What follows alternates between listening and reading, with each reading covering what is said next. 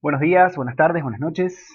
Vamos a armar esta clase que no es ni más ni menos que un repaso de la mayoría de las cosas que ya han visto en los diferentes segmentos, tanto médula, tronco encefálico, como los respectivos órganos cerebro-cerebelo, dependiendo de la clase dependiendo de la vía a la que apuntemos.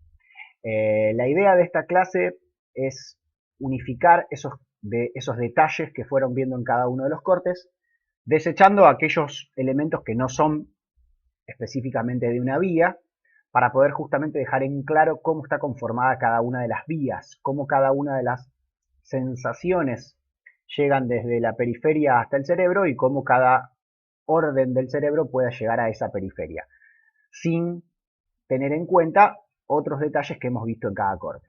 Seguramente no voy a decir nada que no hayan escuchado ya, porque en cada corte, en cada segmento, se fueron dando las especificidades del sector, pero insisto, lo que vamos a intentar con esta clase es dejar especificidad de cada una de las vías, los detalles que no podemos olvidar de cada una de las vías y además identificándolas en imágenes que son propias de la bibliografía actual de García Porrero y teniendo en cuenta el dibujo completo, sin tener que ir pasando de una imagen a otra. Simplemente como para tratar de ayudarlos en esta comprensión visual. Insisto, no va a haber ningún dato nuevo. Es más, seguramente voy a omitir algunos para dejar en claro lo específico.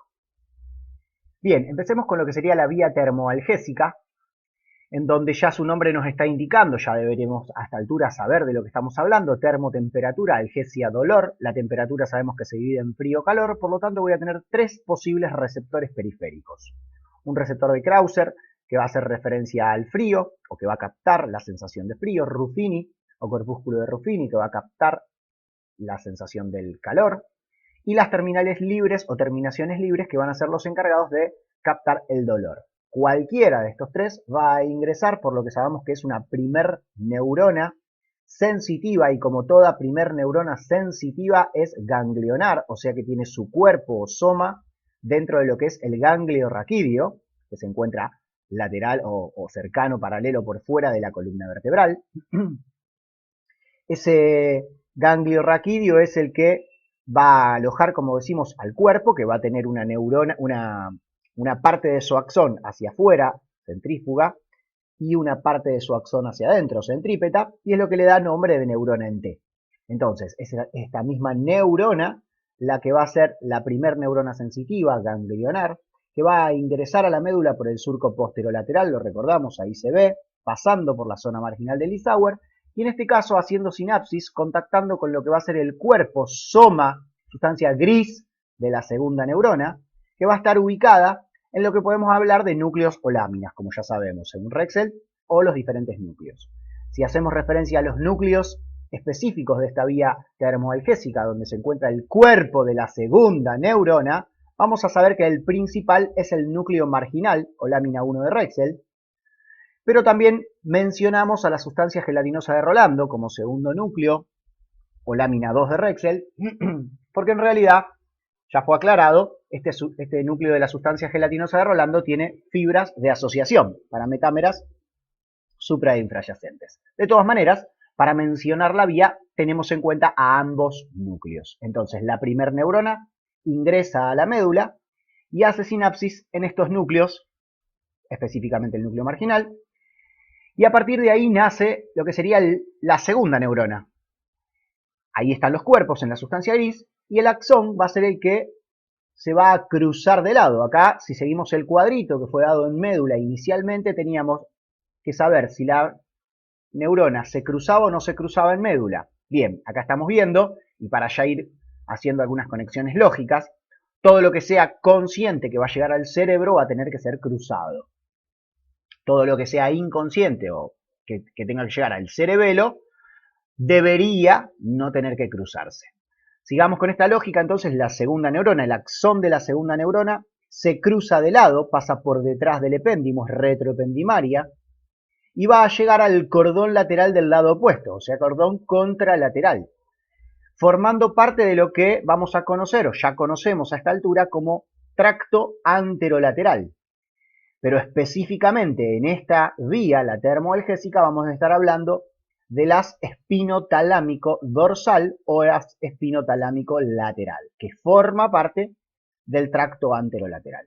A partir de ahí, esta neurona, esta segunda neurona va a subir, la encontramos en el corte vulvar, en este mismo tracto, la encontramos en el corte protuberancial, en este mismo tracto, que podemos llamar lemnisco espinal, como se lo encuentra en el sistema lemniscal de la parte mesencefálica, ahí lo vemos, y llega, el fin de esta segunda neurona va a ser encontrar al tálamo, donde se va a encontrar, como sabemos, tálamo es una masa de sustancia gris, un núcleo, perteneciente al diencéfalo, que ya lo vieron, la parte central del cerebro, y ahí va a encontrarse con el cuerpo de la tercer neurona, o sea, acá recién tiene fin la segunda neurona. Hace sinapsis con esta tercer neurona que se encuentra en el tálamo. ¿En qué parte específica del tálamo? En el núcleo ventral posterolateral, si estamos hablando de receptores que vengan del tronco o de miembros superiores e inferiores, y del ventral posteromedial si estamos hablando específicamente de la cabeza. A partir de ahí, entonces, en ese núcleo ventral posterolateral o ventral posteromedial va a estar el cuerpo de la tercer neurona, cuyo axón va a pasar por un lugar de sustancia blanca, que sabemos que es fibras de proyección, o sea que estamos hablando de cápsula interna, específicamente brazo posterior, más específicamente la mitad medial o posterior, dependiendo de cómo lo veamos. Entonces, esta tercer neurona pasa por la mitad medial o posterior del brazo posterior de cápsula interna para llegar a la corteza parietal, ¿sí? Área retrorolándica, sensibilidad general, también nomenclada como corteza 312.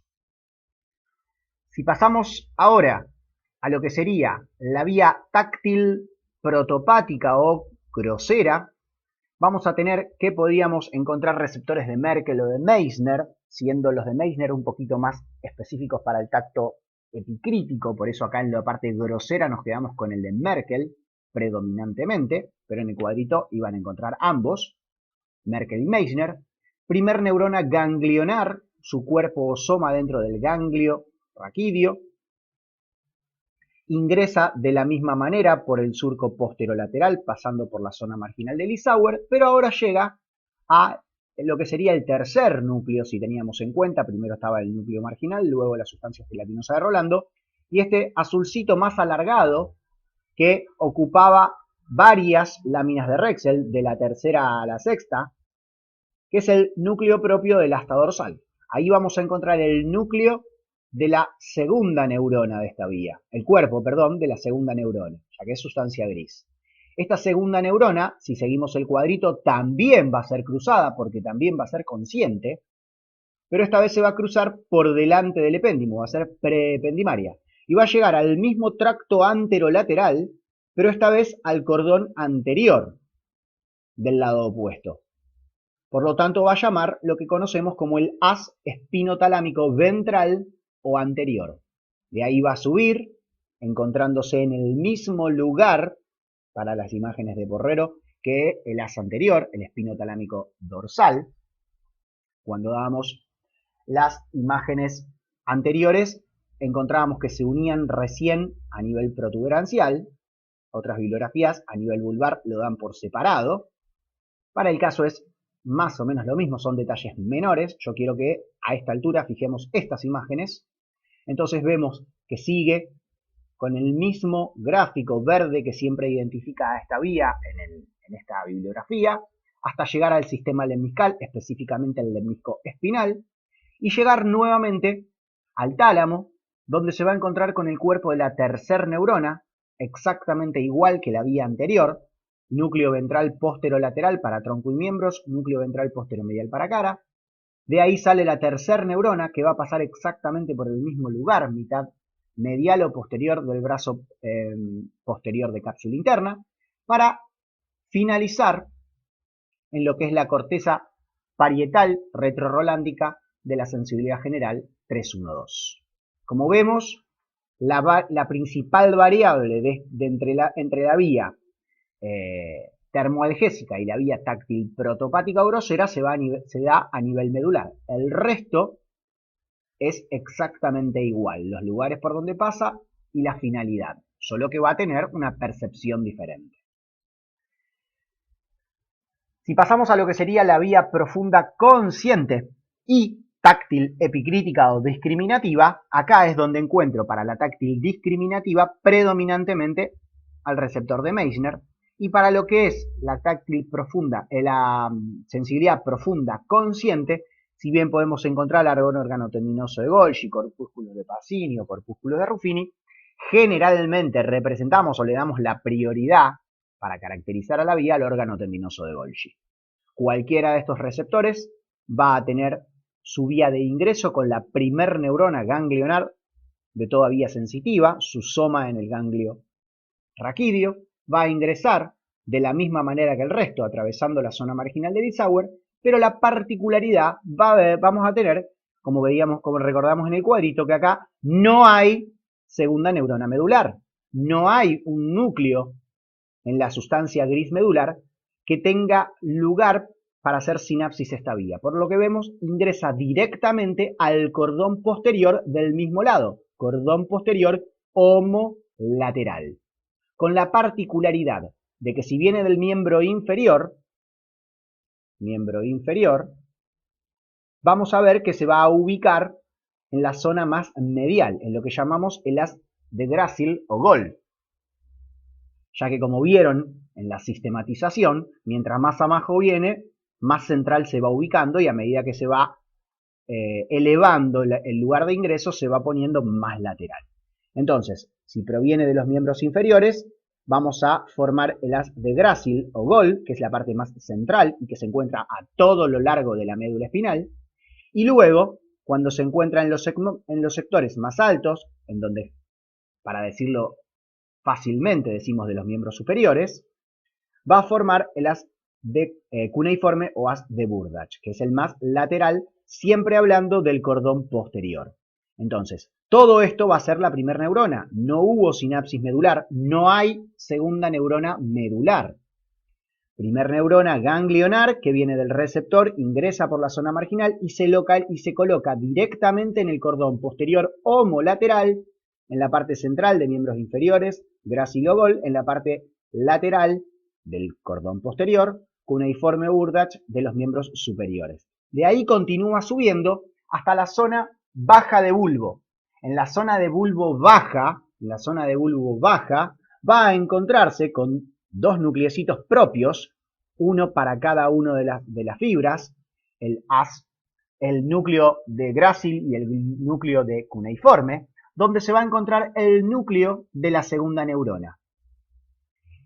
A partir de ahí, la segunda neurona de una vía consciente sí se va a cruzar, o sea que esta vía tiene segunda neurona, por supuesto que tiene segunda neurona, no la tiene en médula, pero la tiene en bulbo bajo, ¿sí? Ahí arranca la segunda neurona. ¿Y se cruza? Por supuesto, no se cruza en médula porque no la tiene, pero se cruza en bulbo bajo, dando lo que vamos a llamar la decapitación de las astas posteriores o sensitivas. Acá podemos observar, claramente el dibujo no es el punto exacto, yo tendría que haber hecho el cruce abajo, afuera, porque es bulbo bajo, y acá ya tengo una imagen donde están formados los tractos específicos.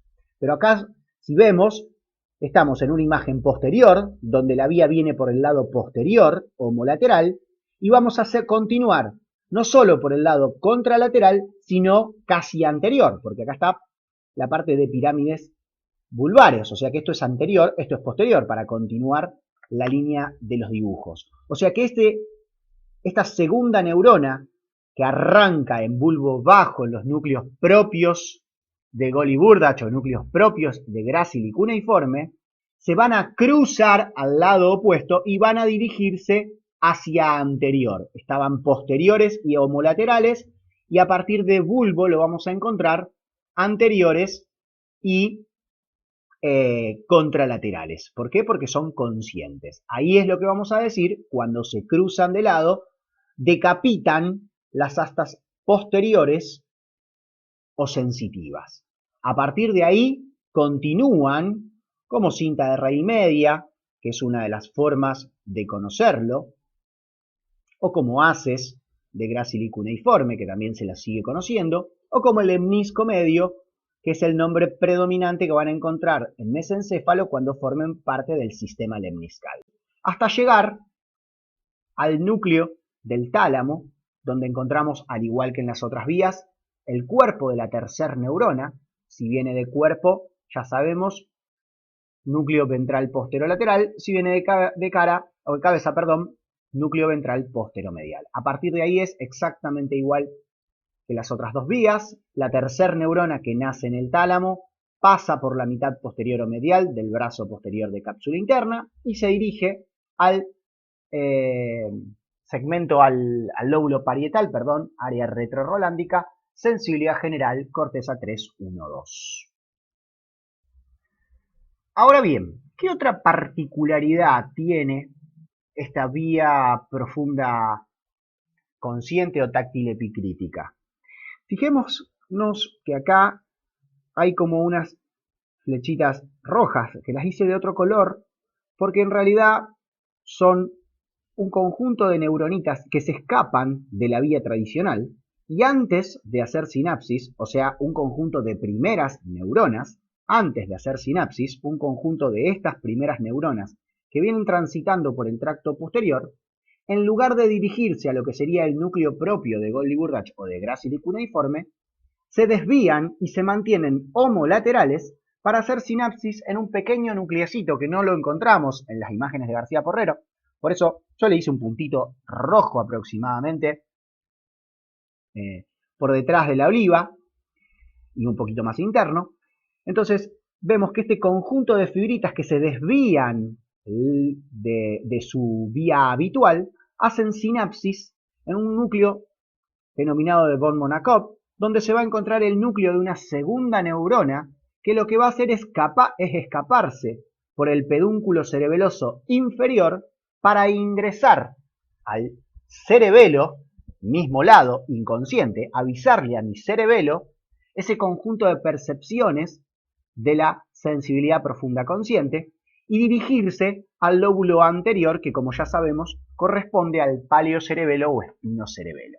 A partir de ahí continúa la vía cerebelosa que ya conocemos. Lo que tenemos que tener en cuenta es que dentro de esta vía profunda consciente hay un porcentaje menor de fibras, de primeras neuronas, que no continúan la vía habitual, no hacen sinapsis en estos núcleos de Gracili cuneiforme, sino que se mantienen homolaterales y hacen sinapsis con una segunda neurona que se encuentra formando el núcleo de von Monacop y que a partir de ahí pasan por el pedúnculo cerebeloso inferior, porque estoy a la altura de bulbo, para ingresar al cerebelo y llegar a la corteza del lóbulo anterior, formando parte de la vía paleocerebelosa o espinocerebelosa.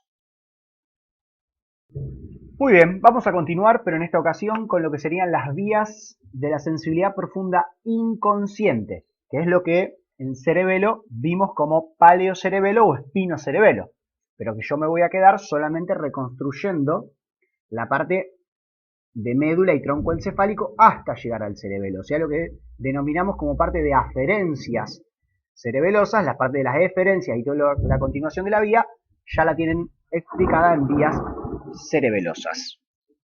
Bien, si recordamos, como toda primer neurona de la vía va a empezar en un receptor. En este caso el receptor es el uso neuromuscular. Esta imagen ya fue explicada por el docente.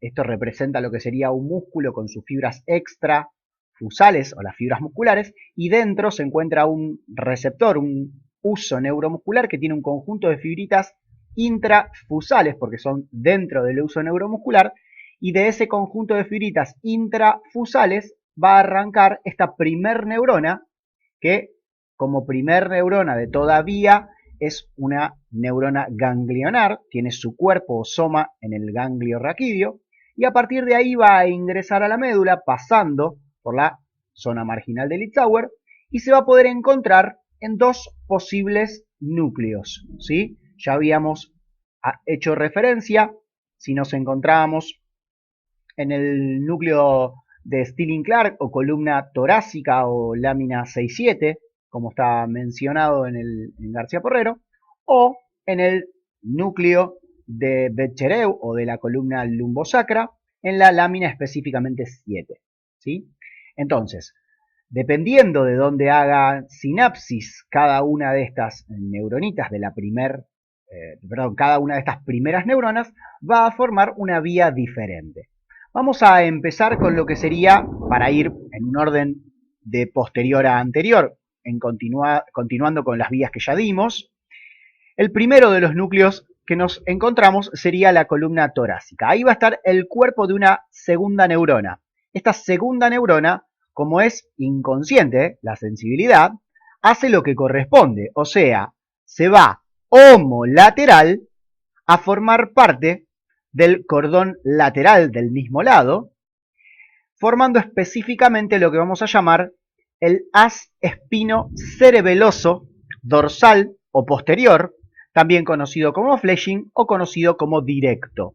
Entonces, si la primer neurona ganglionar de este uso neuromuscular llega y hace sinapsis con la columna torácica o núcleo de Stirling-Clark, esa segunda neurona se va a dirigir al cordón homolateral, mismo lado, para formar parte del haz espino-cerebeloso dorsal o posterior, también conocido como fleshing o directo. De ahí va a subir, lo vamos a encontrar justamente con ese mismo nombre a la altura de bulbo, y luego de bulbo ya pasa por el pedúnculo cerebeloso inferior para dirigirse al lóbulo anterior y formar parte de esta vía paleocerebelosa o espinocerebelosa.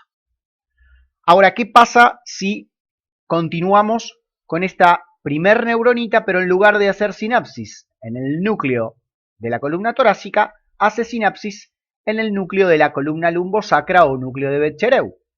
Ahí, esa segunda neurona va a tener un axón que se cruza de lado para ir al cordón contralateral, o sea, al cordón lateral del lado opuesto, y para dirigirse más anterior que el de fleshing, por lo tanto va a llamarse haz espino cerebeloso ventral o anterior, también conocido como Gowers, o, en lugar de ser directo, conocido como mal llamado cruzado.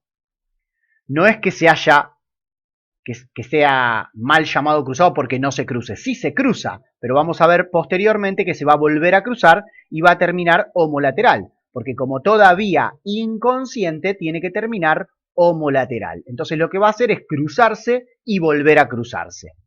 Entonces, esta primer neurona ganglionar que ingresó por la zona marginal de Litzauer y ese sinapsis con el núcleo de Bechereu o columna lumbosacra, va a tener un axón, esta segunda neurona, que se cruza de lado al cordón contralateral para formar el haz espino cerebeloso ventral o anterior, o de Gowers o mal llamado cruzado, que va a subir, lo vamos a encontrar obviamente en bulbo, por delante de fleshing, acá tengo Gowers, va a continuar, lo vamos a encontrar en protuberancia, siendo el único de los cerebelosos que encontremos. El de fleshing no lo encuentro más, porque ya se fue, entonces acá no está, entonces solamente encuentro en protuberancia a las de Gowers. Lo voy a encontrar también en la parte baja mesencefálica, donde ya va a empezar a cruzarse para pasar por el pedúnculo cerebeloso superior, porque estoy a la altura de mesencéfalo, acá estábamos a la altura de bulbo, entonces el de fleshing se iba por el pedúnculo cerebeloso inferior, pero el de Gowers, como estamos a la altura de mesencéfalo, se va por el pedúnculo cerebeloso superior para nuevamente ingresar del mismo lado de donde se originó, cruzándose dos veces, cruzándose primero en médula, después volviéndose a cruzar en mesencéfalo, para llegar al cerebelo, lóbulo anterior, de la vía paleocerebelosa o espinocerebelosa. Muy bien, para continuar, terminando las vías sensitivas, arrancamos con las vías motoras. Rápidamente pido disculpas si se escucha algún trueno de fondo. En este momento que estoy grabando, estamos en tormenta. Seguimos entonces. Pasamos a las vías descendentes o motoras. Terminamos las ascendentes, tanto sensitivas, conscientes o cerebrales, como inconscientes o cerebelosas. Pasamos a las descendentes motoras conscientes, que vamos a dividir en córticos espinales o córticomedulares, que van a ser las dirigidas a todo lo que es tronco, miembros superiores y miembros inferiores, y luego las córtico-nucleares, que van a ser dirigidas a los núcleos de pares craneales. Entonces, si arrancamos con esta vía córtico-espinal o córtico-medular, empezamos en la corteza frontal, área prerolándica, número 4, motriz principal. Acá está representado lo que sería el homúnculo de Penfield motor, en este caso, teniendo en cuenta que si va dirigido a miembros inferiores, va a ser la cara interna del lóbulo frontal, área prerolándica, área 4, motriz principal, y si es tronco, miembros superiores, va a ser la parte superior y lateral. Luego vendría la córtico-nuclear, que va a estar dirigida también desde esta cara lateral, pero la parte más inferior pegadita a lo que sería la cisura de Sylvius. Entonces, arrancando, sabemos que queremos llegar a miembro superior, tronco, perdón, a miembro inferior, tronco o miembro superior. Arranca esta primer neurona, que va a descender por la mitad lateral o anterior del brazo posterior de cápsula interna. Cuando pase por mesencéfalo, recordemos que va a pasar por pie de mesencéfalo. Al pie de mesencéfalo lo reconocíamos del locus níger hacia adelante y lo dividíamos en 5/5. La imagen no es tan específica, acá parecerían como si fueran 3/3. El quinto externo, que sería más chiquito, el quinto interno, que sería más chiquito también, que es donde van a pasar las fibras córtico-pónticas del neocerebelo, que ya lo vieron, o circuito reverberante largo, y lo que nos quedaría en el medio, que serían las 3/5 partes media de este pie de mesencéfalo. Por ahí va a estar bajando toda la vía piramidal, ¿sí? Tanto la córtico-nuclear, que vamos a ver después, que va a ser la lonjita más interna, como la córtico-espinal o córtico-medular, que va a ser la más abarcativa. Entonces, veníamos de la corteza, pasamos por la mitad lateral o anterior del brazo posterior de cápsula interna, sigue bajando por las 3/5 partes medias de pie de mesencéfalo, y cuando se va a dirigir a las pirámides, a la protuberancia, perdón, este haz piramidal o córtico espinal o córtico medular se va a dividir, a disociar, porque lo que tiene que hacer es esquivar los núcleos del puente. Los núcleos del puente son los puntitos negros.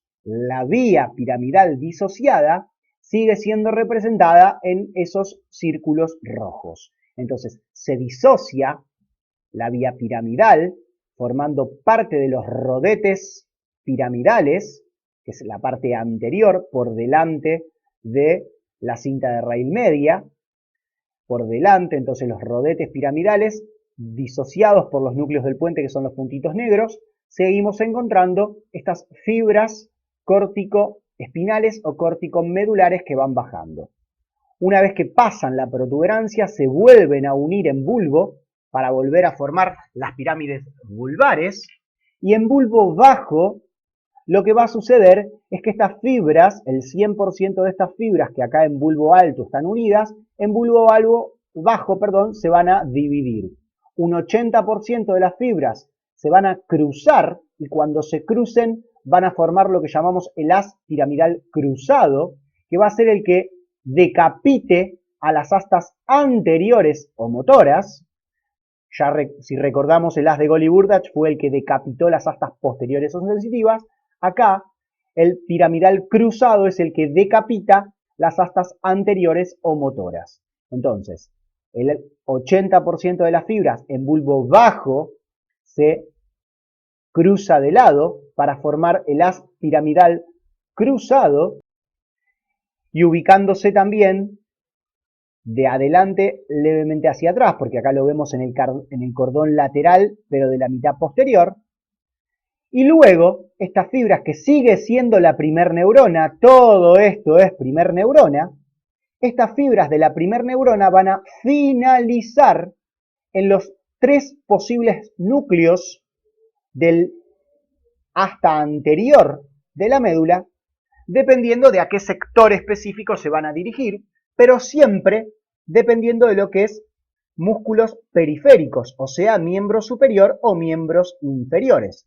Recordemos que acá podríamos tener lo que es el núcleo anterolateral, posterolateral y retroposterolateral, dependiendo de si estamos hablando de brazo-muslo, antebrazo-pierna, pies y manos. Entonces, el 80% que forma el haz piramidal cruzado, que lo tenemos en el cordón lateral, contrario al origen, porque es consciente, por lo tanto va a ser cruzado, contralateral, va a poder terminar en cualquiera de los tres núcleos laterales, posterolateral, anterolateral, retroposterolateral, que se va a dirigir a los músculos apendiculares o periféricos, o sea, de los miembros superiores e inferiores, saliendo luego el axón de la segunda neurona o motoneurona inferior, esto es motoneurona superior o central, esto va a ser motoneurona inferior o periférica,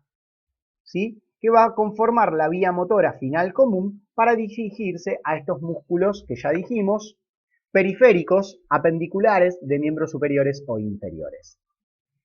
Si vuelvo a bulbo bajo, donde hicimos esta primera división, me queda un 20% de fibras. El 20% de fibras sigue bajando homolateral, y como sigue bajando homolateral, forma el haz piramidal directo. El 20% restante de esta vía córtico-medular o córtico-espinal sigue bajando por el mismo lado de la médula del cerebro que arrancó, y por eso se llama haz piramidal directo.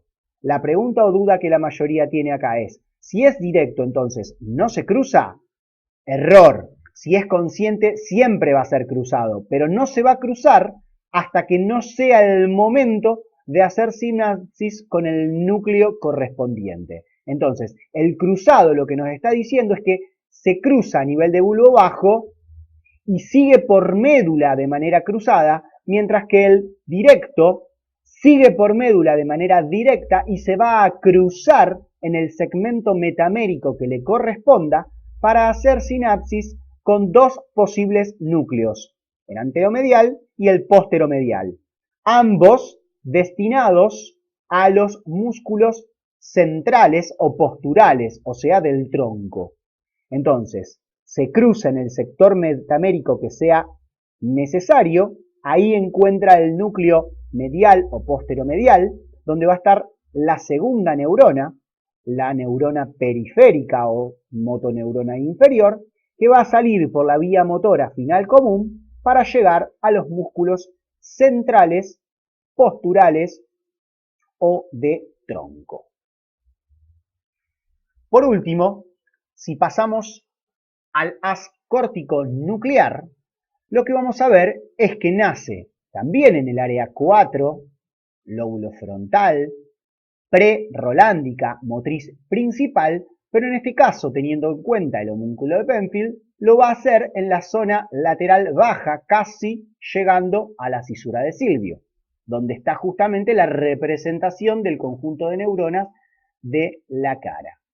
De ahí pasa por rodilla de cápsula interna, ¿sí? La rodilla es específicamente para este haz córtico nuclear, y luego va a ir descendiendo homolateral para cruzarse específicamente en el núcleo del par craneal correspondiente. Entonces, en mesencéfalo lo vamos a ver pasando por las 3/5 partes medias, pero por la lonjita más interna, la parte más interna de las 3/5 partes medias de pie de mesencéfalo. ¿Se va a cruzar en mesencéfalo? Sí, en dos momentos. Se va a cruzar para darle inervación motora al tercer par craneal, que ya sabemos que luego sale por el espacio perforado posterior o interpeduncular para formar el tercer par craneal, origen aparente, origen real, origen aparente, entonces se cruza para inervar justamente a ese núcleo. Esta sería la primer motoneurona o motoneurona superior, y lo que es el nervio es la segunda motoneurona o motoneurona inferior o periférica. Seguimos bajando por la misma lonja interna de las 3/5 partes media de pie de mesencéfalo y vemos que se cruza, pero ahora en el corte que García Porrero nos presenta para cuarto par craneal, mesencéfalo inferior, que vemos que sale, es el único que salía en su origen aparente por la cara posterior de tronco encefálico. ¿Sí? Primer motoneurona superior o central, y esta sería la segunda motoneurona o motoneurona inferior o periférica. Cuarto par craneal. Sigue bajando, en la parte piramidal se cruza para inervar al quinto par craneal, parte motora obviamente, sexto par craneal, que estaba envuelto por el séptimo, oculomotor externo, que va a salir por delante, por el surco bulbo protuberancial, a los lados del agujero ciego, que era el puntito ese medio. Luego también para inervar al séptimo par craneal facial, que rodeaba esa segunda neurona al núcleo del sexto, para salir por el surco bulbo protuberancial exactamente encima de la oliva, por la fosita supraolivar. Octavo no lo tengo, obviamente, porque es un núcleo sensitivo, lo mismo que el primero y el segundo, y estamos hablando de un haz córtico nuclear, o sea, descendente motor, no van a aparecer acá los núcleos sensitivos. Y luego, cuando llegamos a bulbo, tenemos que el núcleo ambiguo era el núcleo motor para el noveno, décimo y onceavo par, por lo tanto se tiene que cruzar para inervar solamente al núcleo ambiguo, que le va a dar origen al noveno, décimo y onceavo, sabiendo que van a estar localizados los tres retroolivares a diferentes segmentos. Yo acá grafiqué uno que García Porrero no tiene graficado, como para tener una idea simplemente. Entonces, del núcleo ambiguo va a salir retroolivar, ya sea el noveno, décimo o onceavo, en cada nivel, uno más arriba, uno en el medio, uno más abajo, la parte motora del noveno, décimo y onceavo. Y el doceavo par, que tenía un núcleo propio, doceavo o hipogloso mayor, que era el único que salía preolivar. Entonces se cruza para darle inervación al doceavo par craneal y poder salir preolivar. Muy bien, hasta acá es lo que básicamente engloba al repaso o a la especificidad de cada una de las vías ascendentes, ya sea cerebrales o cerebelosas, y las vías descendentes, conscientes, o sea, córticos medulares por un lado, córticos nucleares por el otro.